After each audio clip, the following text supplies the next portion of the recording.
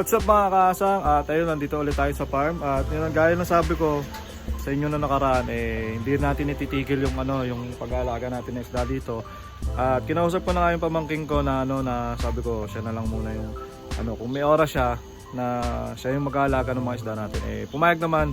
At ayun, ngayon kasama ko siya ngayon. Papakilala ko sa inyo, aking kapatid. Ayan, kapatid. Ang anak ng aking kapatid, ayan si Jan. So, ngayon, tuturuan ako ng iyong pangasa kung paano mag-alaga ng mga isda. Parang ready ka.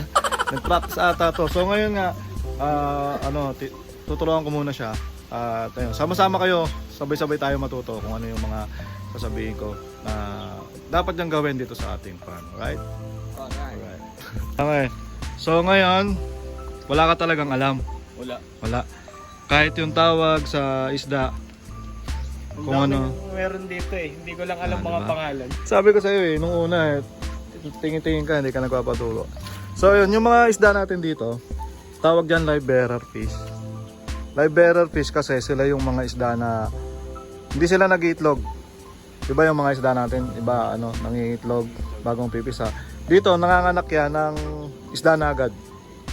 Kaya yung setup natin dito isda na talaga siya na pag nanganak di mo na kailangan bantayan at dumadami na lang. Kagaya nito. Ito, di ba, nilagay ko tong malaki. Ayan, nilagay ko malaki. Ayan, may nakikita ka na maliit. Nawala yung Ayun, yun. Meron na siya maliit, di ba? Ayan, Ayan, maliit na yan. Kita mo? Anak na yan nung malaki na hindi natin alam. Syempre, hindi naman natin nababantayan. So, dumadami siya ng ganun. Lahat ng isda natin dito, maliban sa crayfish, ganun. So, ngayon, madali lang alagaan yan. Kaya nga kay Papa ko yung pinaalagaan noon. Ngayon na wala na. Kaya ikaw na. So, ang pinakatrabaho mo talaga dito is pakainin sila araw-araw. Once a day, at least. Pero kung pwedeng 2 beses. At yung palit ng tubig nito, hindi naman lagi pinapalitan yan. So, pag lumabo yung tubig, mamaya didemo ko sa'yo, kagaya yan, malabo yung tubig niya.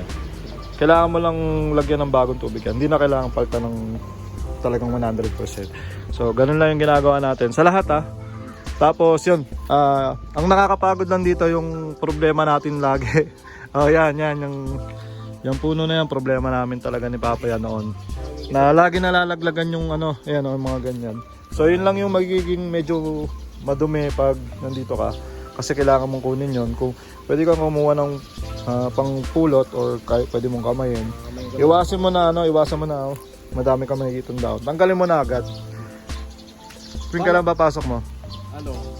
Monday to Friday. Monday to Friday, ano oras? 7 to 12. 7 to 12? Minsan 1. So yun, may oras ka pala kahit gawin mo to sa alas 4, exercise ka lang. Alas 4, wala isang oras yan, tapos ka na yan. Kung twice a day ko papakainin, anong oras? Hindi, kung once a day lang. Si Papa ganun lang din ginagawa usapang pagkain, ito yung pagkain niyan. Balang ginagamit natin diyan, itong PO1. PO2 to. PO2 malalaking butil, yung PO1 hindi ko alam saan nilagay ni Papa. Pero ito malalaking butil na to ginagamit sa crayfish. So yung crayfish natin, ito, tsaka nandun yung breeder. Diyan yung breeder, tsaka dyan, ayusin ko yun mamaya. Natuturo ko sa'yo. Ito, may mga malalaki na dito Hindi pa to napakain malamang kasi ngayon pa lang kung kumantahin. May malaki. Nakikita mo yung sipit. Ayan. Hindi mo naman kailangan hawakan yan. Iipit ako dyan. Nakaipit ako. Kahit ako, takot ako dyan So, lalagyan mo lang siya ng konti. Yan, mga ganyan karami sa isang araw.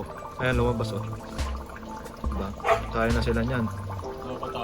Pag ito siguro, malalaki kasi yun lumalabas Lagyan mo na medyo marami, ayan, ganyan. Ayan lang yata yung malaki dyan. Hindi ko maalala meron pa doon. Ayan, may isa pa. Yung malaki na yan, yan. Pag yung sipit niya may pula, ayan, lalaki yan. So, ito pala yung tinago ni Papa na meron pa doon, Ang dami rin pala nito. Tinago kasi ni Papa yan para sa susunod na breeding. Meron siya mga bagong breeders. So, 4 pala yan. So, dito meron din maliliit. So pag crayfish, kahit ganong size, PO2 yung papakain mo. Ganyan karami lang. Madali, di ba? Dali lang yan, kaya mo yan. Silipin natin yung mismong breed. Daily routine mo lang, kasi mag-computer ka. Ito yung talagang nakakatakot. Pumasok Nakakatakot siya kasi ang laki talaga. Halimaw yan. Pag talagang naisipit ka niyan eh, talaga naman. Napakasakit. So, bigyan lang din natin sila. Dito medyo damihan mo. Yan, mga ganyan karami siguro. Grabe, laki. Ang laki oh. Putol pa nga yung ano nung isa oh. Napalaban yata ito. Yan, kumakain sila. Medyo malaki ang appetite niya kasi malaki sila eh. So, damihan mo ng konti. Siguro mga dalawang lagay na ganyan. Ito yung mga isda dyan. Wala na silang kumain dyan. So, ganyan lang naman ang routine. May maliit pa nga doon oh. Tapos, pag bumaba yung tubig, kasi mabilis mag-evaporate ang tubig nito. Dagdagan mo na lang. Ako manual na lang. Ano? Yung dyan o, dyan o. Bukusan mo lang. Ayan, laki. Nag-aaway pa yan. Laki ng sipit na isa o. Oh, grabe. Ba't ganon? Dalawa yata yung nail. Saan dalawa yung nail o? Yung laki, grabe. Nakakatakot. Huwag muna natin hawakan nyo. Kahit ako hindi ko hinahawakan nyo. So, ganon lang ang pagkain. Tapos dito sa maliliit. Dito. Pinahagisan ko lang yan. Ito, tansyahan na lang yan. Ito, hagisan mo lang ng ganyan. Ayun, yung ganong karami. O, kung sa tingin mo mas marami pa, dagdagan mo ulit. Ngayon, may palaka. Yung palaka, tanggalin mo yan. Ihagis mo doon sa labas. So, ganong kadali lang naman ang ano dito. Ang feeding. Kasi ang mostly talaga ang gagawin mo dito, feeding. Feeding. Okay? Pag-maintain ng tubig. Tsaka maintain ng tubig, yun. Yung dumi. Tapos ito, napupuno. Ay, kagaya niya ng bigat, oh.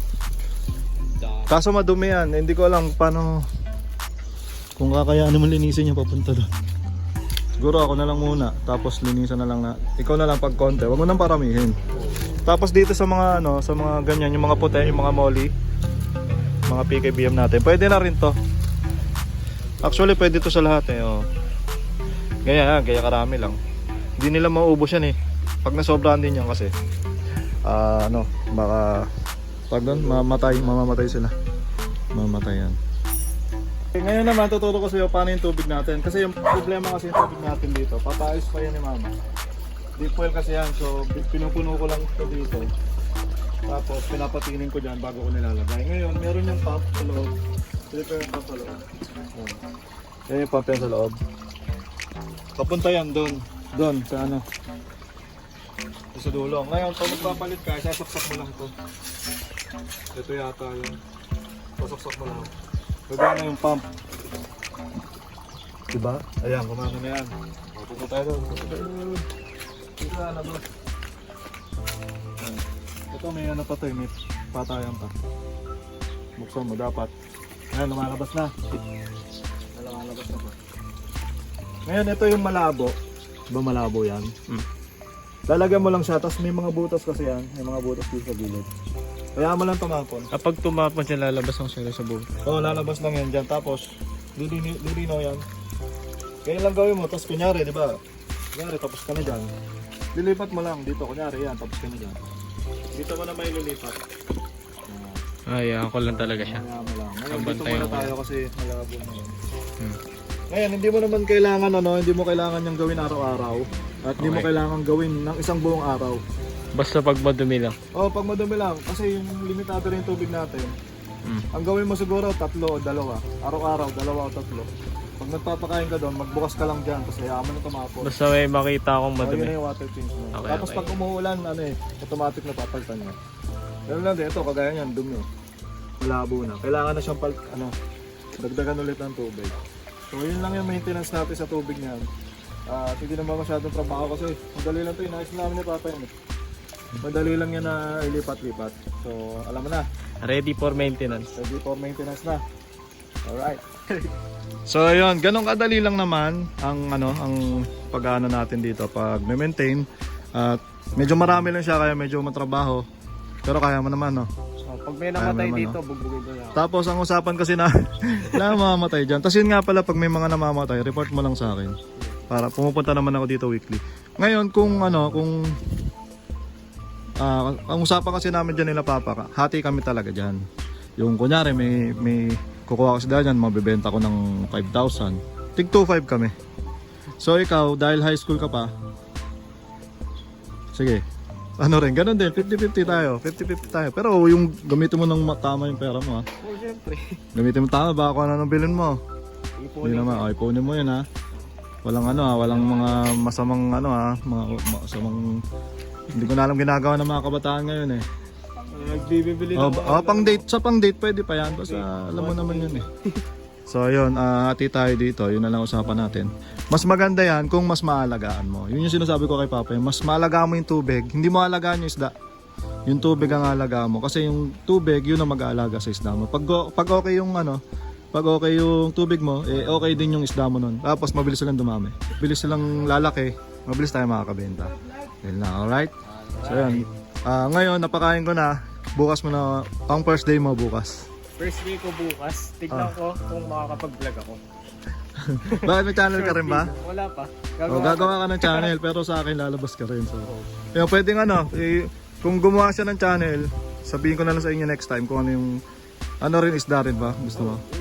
Pag-aaralan mo rin yan. So yun, maganda rin pag napag-aralan mo yan kasi talagang nakakalibang, pwede kang kumita, ganun. Kaya hindi na rin talaga ako malis sa pag-isda. Chill na hobby. Chill lang yan. So ayun, no? Tapusin na muna natin ang video at tignan natin kung anong mangyayari sa isang linggo. Goodbye mga kahasang. Goodbye mga kahasang muna. Peace out muna tayo. Kahasang next video. Next video update tayo. Alright? Peace out. Ganyan ka pa. Dahil mo alam